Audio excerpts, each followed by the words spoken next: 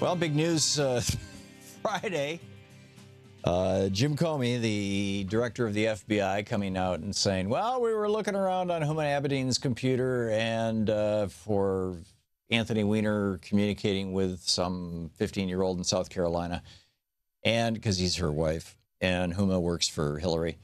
And we found what looks like they might be emails that have something to do with Huma and Hillary and all that kind of stuff. And but we don't know because we didn't have a warrant to look at that. So at that point, we had to stop looking. And apparently now they've got the warrant. But we're going to let Congress know, right? We're going to let Congress know. And so, and in fact, one congressional staffer, one senior congressional aide, tweeted out that Jason Chaffetz, this is from the Daily Kos. It's a diary on Daily Kos by Eric Stetson. Earlier this evening, we learned that the FBI didn't have a warrant to read the emails discovered on Weiner's computer, and therefore Comey didn't know if they were even significant to the Clinton investigation. Now Share Blue reports that Comey may have provided early access to his innuendo-filled letter to Republican Congressman Jason Chaffetz, enabling him to tweet about it and frame the media narrative before Democratic members of Congress even received copies of the letter. Here's the statement by a senior Democratic congressional aide. Quote, Democratic ranking members on the relevant committees didn't receive Comey's letter until after the Republican chairman. In fact, the Democratic ranking members didn't receive it until after the chairman of the Oversight and Government Reform Committee, Jason Chaffetz, tweeted it out and made it public. So Eric Stenson is noting, if true, Comey may have deliberately helped the Republicans, which would be a violation of the Hatch Act. Now, somebody called up on Friday and mentioned the Hatch Act, just so you know what the Hatch Act is. The Hatch Act basically says that if you're a federal employee, and this was, written with civil servants in mind, right? People who draw a paycheck from the government. And the idea is, we all pay taxes to fund the government.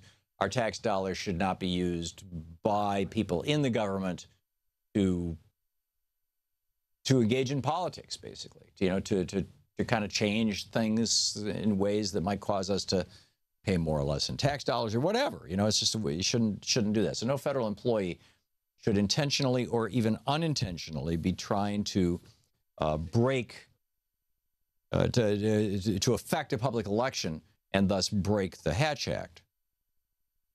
And what gets really interesting is that the guy who worked in the Bush administration, the George W. Bush administration, the genuinely evil Bush administration,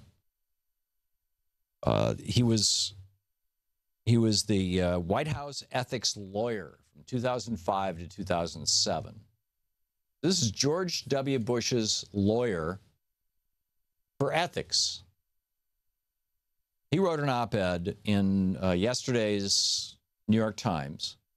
His name is Richard W. Painter. And he said the FBI's job is to investigate, not to influence the outcome of an election. Such acts could also be prohibited under the Hatch Act, which bars the use of an official position to influence an election. That is why the FBI presumably would keep those aspects of an investigation confidential until after the election. The usual penalty for a violation of the Hatch Act is termination of federal employment.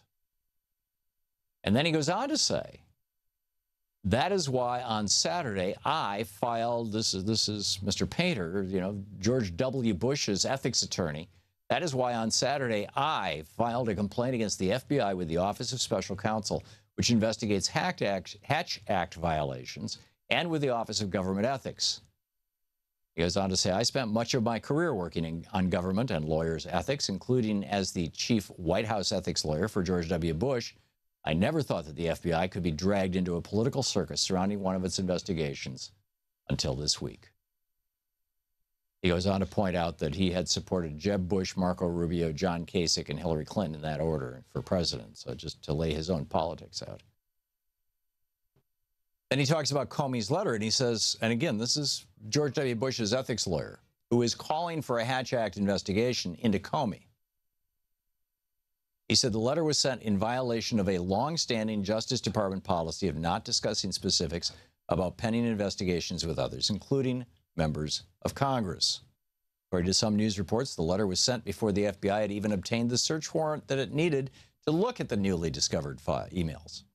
And it was sent days before the election when many Americans are already voting. And then he goes on to say that, if Comey violated the Hatch Act and therefore should immediately be dismissed from his federal employment, these are my words, not his words, but that if he intentionally violated the Hatch Act,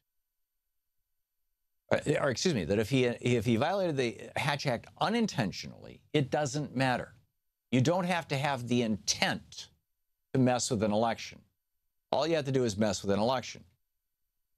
He says an official, again, now listen, this is from Mr. Painter's op-ed in the New York Times. He says an official doesn't need to have a specific intent or desire to influence an election, to be in violation of the Hatch Act or government ethics rules.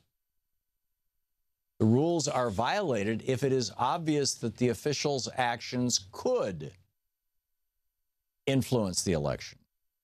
There is no other good reason for taking those actions, and the official is acting under pressure from persons who obviously do want to influence the election.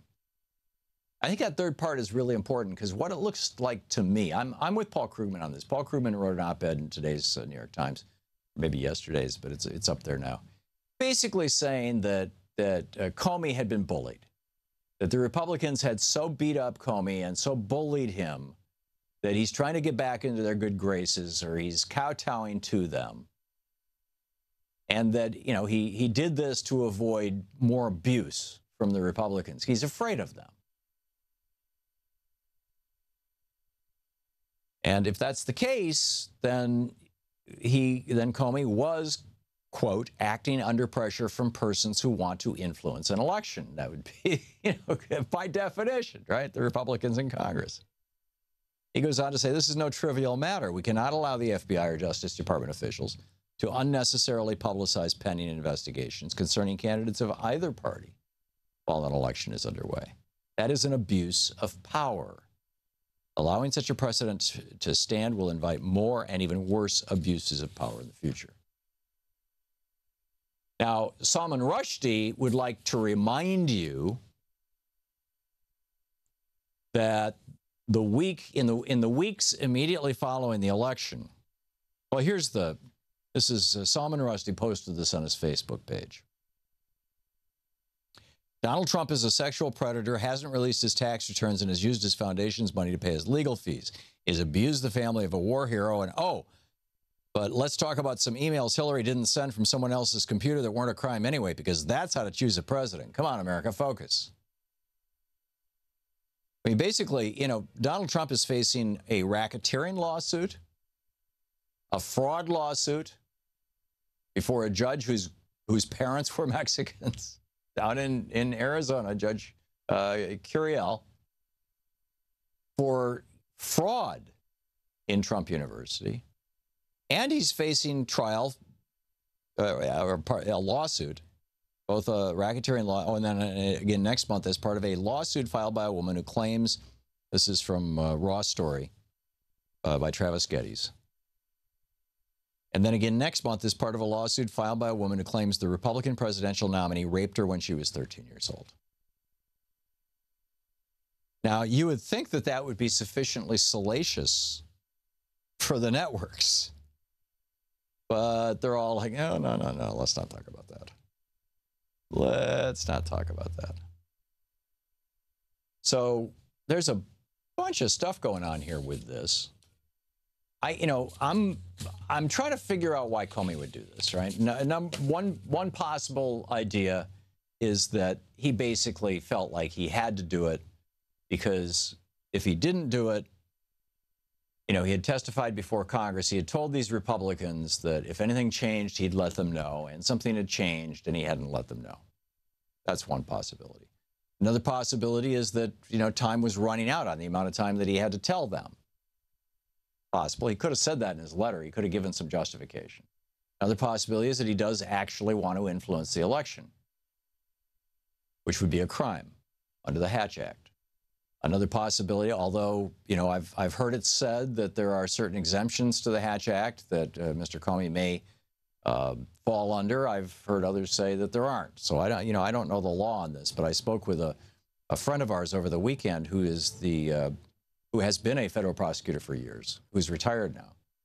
And she said that she thought that Comey might not be covered by the Hatch Act, but she wasn't sure. So I need to check into this.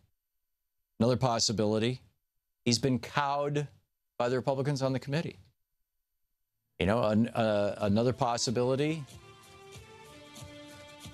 this was, some way to change the media narrative, although the media narrative was going pretty anti-Trump at that point. Or excuse me, anti-Hillary. So, it's not like he had to pile on. But your thoughts? Why do you think James Comey did this? How do you think this is going to influence the election? Does this change how you look at things? We'll be back. This is the Thom Hartmann Program.